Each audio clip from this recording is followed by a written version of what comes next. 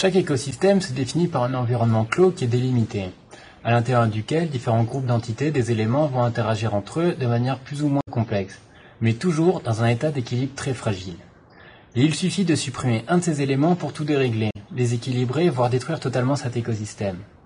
Et notre planète Terre, elle est composée d'une multitude de ces écosystèmes qui existent à différentes échelles. Et dans son ensemble, on peut considérer la Terre comme un écosystème qui a trouvé un équilibre lui permettant de survivre. Mais actuellement, nous puisons bien plus de ressources que ce que la Terre peut nous offrir. Si bien que très vite, notre jardin, la planète Terre, n'aura plus rien d'édénique tant nous l'aurons ravagé. Considérons chaque foyer domestique comme un écosystème avec comme élément clé l'énergie, dont l'habitat détermine l'environnement clos de cet écosystème. À l'intérieur de cet espace, une multitude d'objets interagissent et sont des consommateurs d'énergie. Et ce n'est pas seulement sur ces objets énergivores qu'il faut agir, mais surtout sur ceux qui se trouvent au bout du fil. Ici, l'élément qui interagit avec tous les autres éléments est l'homme. C'est par lui, son comportement, ses faits et gestes, que la balance peut pencher d'un côté ou de l'autre. Et Albert Jacquard nous enseigne que la question n'est pas combien d'hommes la Terre peut-elle nourrir, mais combien peut-elle supporter d'hommes.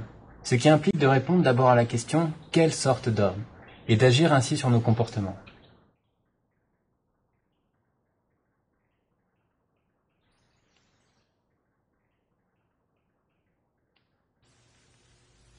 Chaque semaine, ERDF, comme des météorologues de l'énergie, établissent des prévisions, des estimations de nos consommations d'énergie.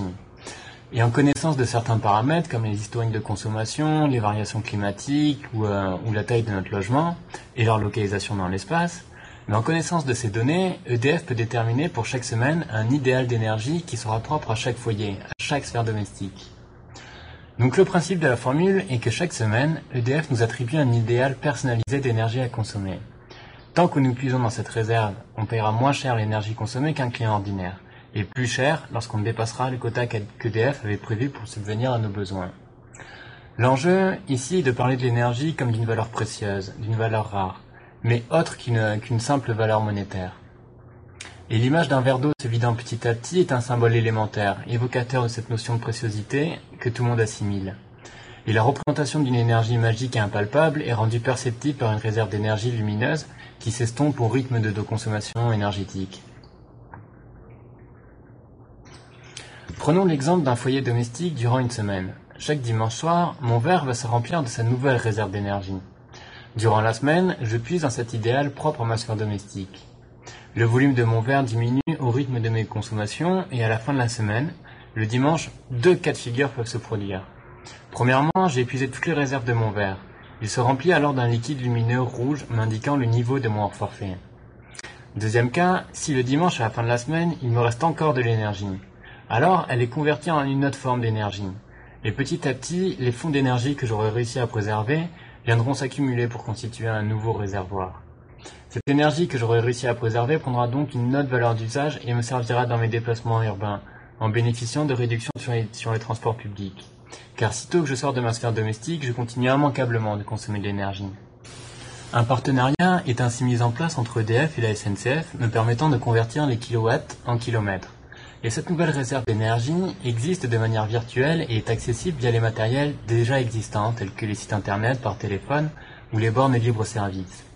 On y accède tout simplement à l'aide d'un identifiant et d'un mot de passe, me permettant ainsi de savoir exactement à quel niveau mon capital kilométrique se situe et de pouvoir en bénéficier sur les prochains types de transport.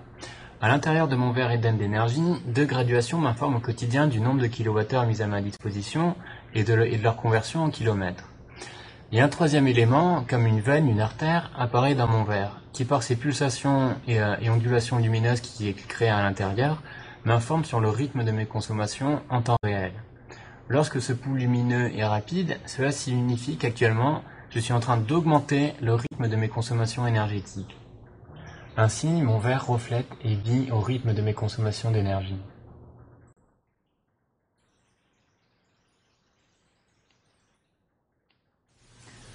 Un jour, dit la légende, il y eut un immense incendie de forêt. Tous les animaux, terrifiés et atterrés, observaient impuissants le désastre. Seul le petit colibri s'active, allant chercher quelques gouttes d'eau dans son bec pour les jeter sur le feu. Et au bout d'un moment, le tatou, agacé par ses agissements dérisoires, lui dit « Tu n'es pas fou, petit colibri? Tu crois que c'est avec ces quelques gouttes d'eau que tu vas éteindre le feu ?» Je le sais, répond le colibri, mais je fais ma part. Toute cette histoire, simplement pour comprendre qu'il n'y a pas de petits gestes et que chaque individu est la composante d'un tout, d'un ensemble. Ici, le but est de relier les sphères domestiques autour d'une même ressource d'énergie commune. Du coup, lorsque le dimanche mon verre se remplit, une infime partie de mon verre, le fond, est calculée en fonction d'une consommation plus globale des sphères domestiques ayant adhéré à la même formule, dans un principe de balance et d'équilibre énergétique. Par exemple, si la première semaine, l'ensemble des sphères domestiques référentes ont été peu gourmandes en énergie, alors pour la deuxième semaine à venir, notre fonds d'énergie commun sera à son plein. Mais inversement, si la semaine passée on a été des gros consommateurs en énergie, alors notre réserve d'énergie pour la semaine suivante sera vide.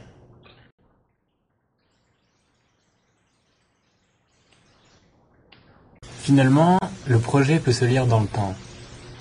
Hier, parce qu'une infime partie de ma réserve d'énergie actuelle est déterminée en fonction d'une consommation collective de la semaine précédente, rendant les sphères domestiques solidaires d'une partie commune de leur réserve d'énergie.